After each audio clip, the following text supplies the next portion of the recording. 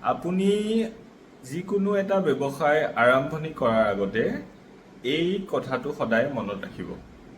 ব্যৱসায় এটা আৰম্ভণি কৰিবৰ কাৰণে যদিও কঠিন হয়, তাক আপুনি ষ্টেপ বাই ষ্টেপ এটা যদি মাষ্টাৰ প্লেন প্ৰস্তুত কৰি সেই প্লেনৰ এটা এটা সৰু অংশক আপুনি যদি ডেইলি ইমপ্লিমেণ্ট কৰাৰ ক্ষেত্ৰত চেষ্টা কৰে, তেতিয়াহ'লে সেই কঠিন কামটো সহজ হৈ পৰে।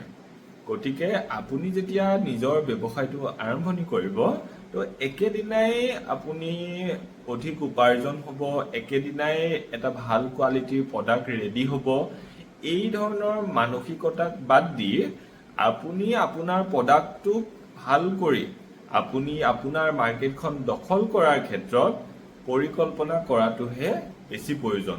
তেতিয়া আপুনি মাৰ্কেটত 10জনৰ নিগেটিভ কথা শুনাৰ পাছতো আপুনি এটা পজিটিভ মাইণ্ডছেট লৈ সেই প্ৰব্লেমছবিলাক সলিউশ্যন কৰাৰ ক্ষেত্ৰত জোৰ দিব, আৰু সেই সলিউশ্যনবোৰে এটা সময়ত আপোনাৰ প্ৰডাক্টটোক এটা পাৰফেক্ট কোৱালিটিৰ প্ৰডাক্টলৈ ৰূপান্তৰিত কৰিব, আৰু সেই প্ৰডাক্টটো লৈ পেলাই আপুনি আপোনাৰ বজাৰত টপ লেভেলৰ এটা ব্ৰেণ্ড হিচাপে প্ৰতিষ্ঠিত হ'ব।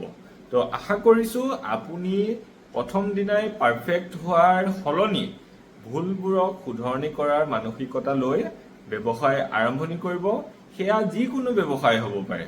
আপুনি সেই ব্যৱসায়টোত তেতিয়াহে সফল হ'ব যেতিয়া আপুনি আপোনাৰ ভুলবোৰৰ শুধৰণি কৰি তাক আগুৱাই লৈ গৈ থাকিব।